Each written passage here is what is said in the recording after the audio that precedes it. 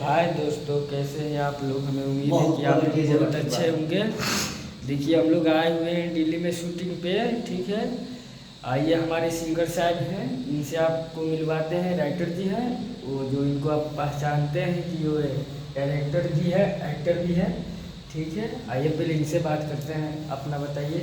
नमस्ते, प्रणाम भैया। हम शिवरंजन सोनी, आप सभी को प्रणाम। देखिए, हमारे आइए, एक गाना मेरा शाम को छूटने वाला है, सैड सॉन्ग। अरे कोई का गलती की देता रू साजा, आजा के बाता न चले तुम आजा।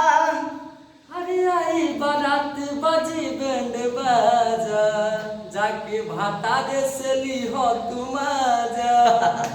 देखिए, बहुत अच्छा गाना है। और तो लाइक शेयर दबा के कीजिए भैया लोग। भैया ज़्यादा से ज़्यादा शेयर कीजिए, ज़्यादा शेयर कीजिएगा। और बहुत जल्द वीडियो भी आने वाला है, ठीक है। अभी हम लोग वीडियो पे शूटिंग चल रहा है।